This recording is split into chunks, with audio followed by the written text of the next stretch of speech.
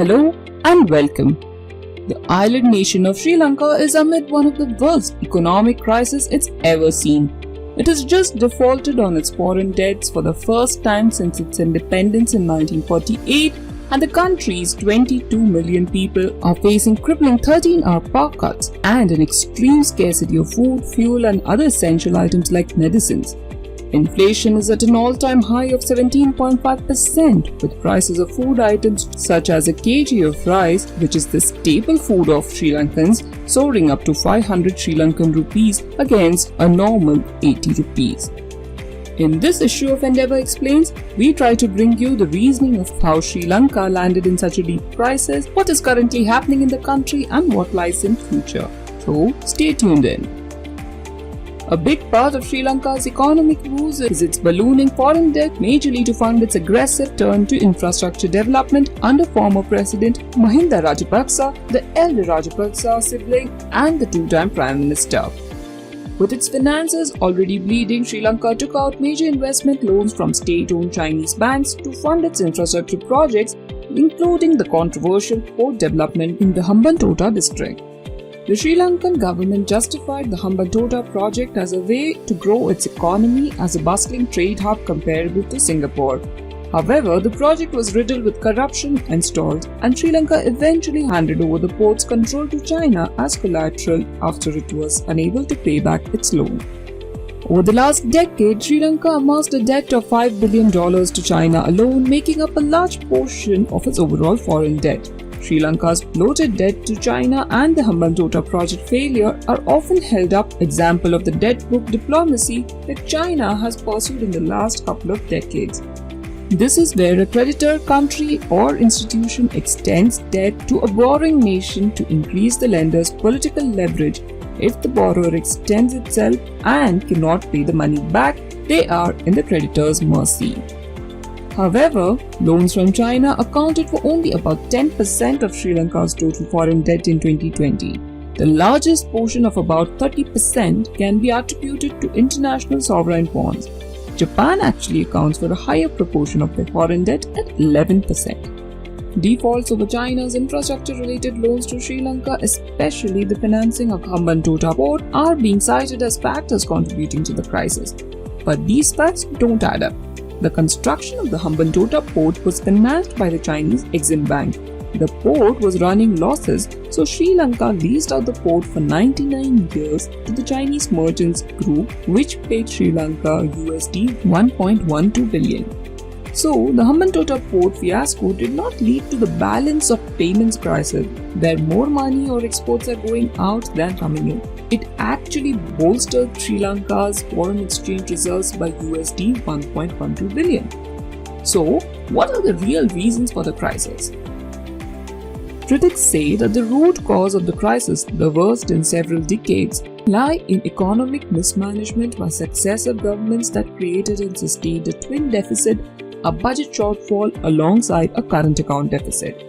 Sri Lanka is a classic twin deficit economy, said a 2019 Asian Development Bank working paper.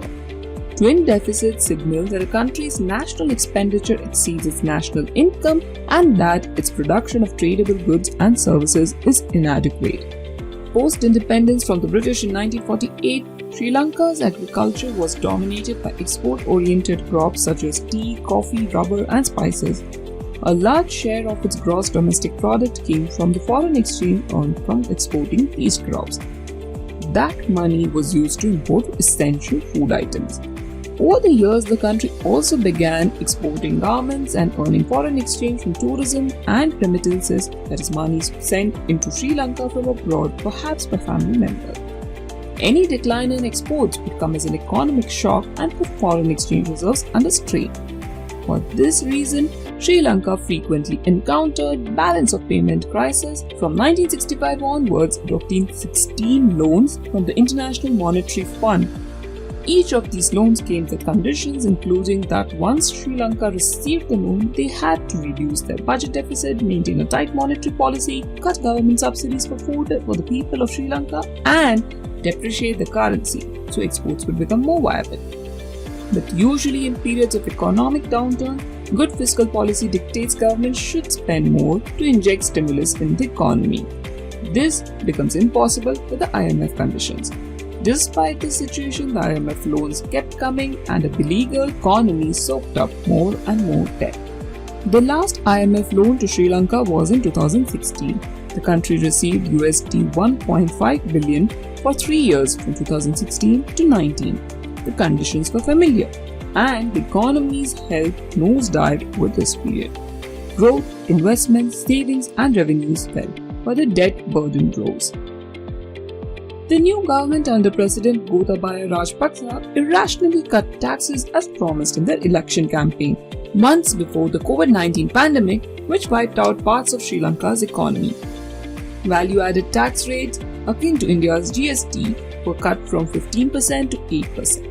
Other indirect taxes such as the nation's building tax, the pay-as-you-earn tax, and economic service charges were abolished.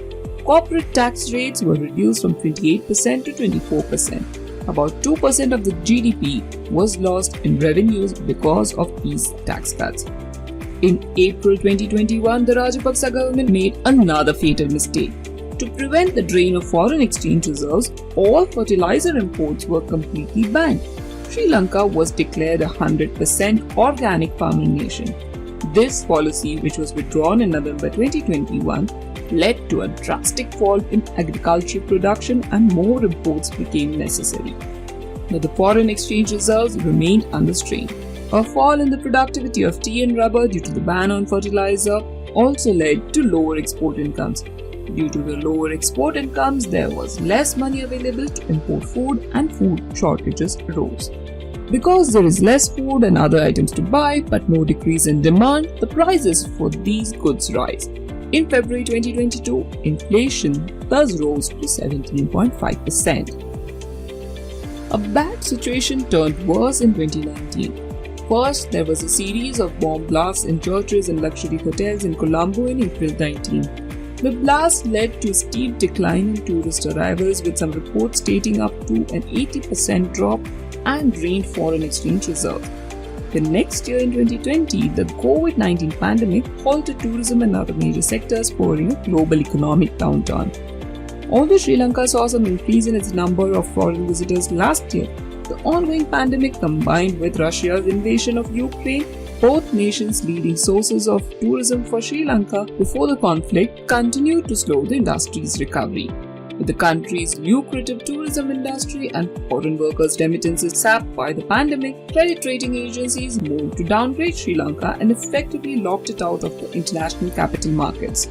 In turn, Sri Lanka's debt management program, which depends on accessing those markets, derailed, and foreign exchange reserves plummeted by almost 70% in 2 years.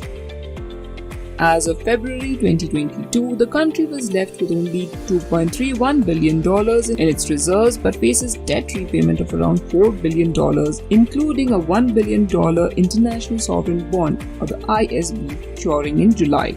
ISBs make up the largest share of Sri Lanka's foreign debt at $12.55 billion, with the Asian Development Bank, Japan, and China among the major other lenders. Sri Lanka has also steeply devalued its currency, further stoking inflation and adding to the pain of the public, many of whom are enduring hardship, long queues. On April 1st, President Gotabaya Rajapaksa declared a state of emergency. In less than a week, he withdrew it following massive protests of angry citizens over the government's handling of the crisis.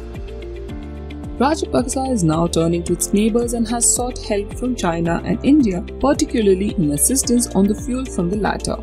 $500 million credit line is signed with India in February.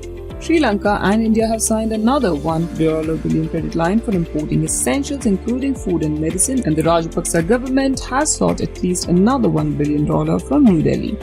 After providing the CBSL with the $1.5 billion swap and a $1.3 billion syndicated loan to the government, China is considering offering the island nation a $1.5 billion credit facility and a separate loan of up to $1 billion. For months, Rajapaksa's administration and the Central Bank of Sri Lanka, or the CBSL, resisted calls by experts and opposition leaders to seek help from the IMF despite rising risk. But after oil prices soared in the wake of Russia's invasion of Ukraine in late February, the government eventually drew up a plan to approach the IMF in April. After a month of intense civilian-led protests over Sri Lanka's deteriorating economy, President Gotabaya Rajapaksa has also agreed to appoint a new council to lead the formation of an interim government. The resolution will create a coalition made up of all parties in the parliament and would remove the grip of the Rajapaksa family dynasty currently ruling the country. At issue is the country's economic future, which is in shambles after defaulting on payments on a mountain of foreign loans estimated to be worth $50 billion for the first time since the country gained independence. In all probability, Sri Lanka will now obtain a 17th IMF loan to tide over the present crisis, which will come with fresh conditions. A deflationary fiscal policy will be followed, which will further limit the prospects of economic revival and exacerbate the sufferings of Sri Lankan people. We hope the crisis ends sooner and the people of Sri Lanka tide over this turbulence with limited damages.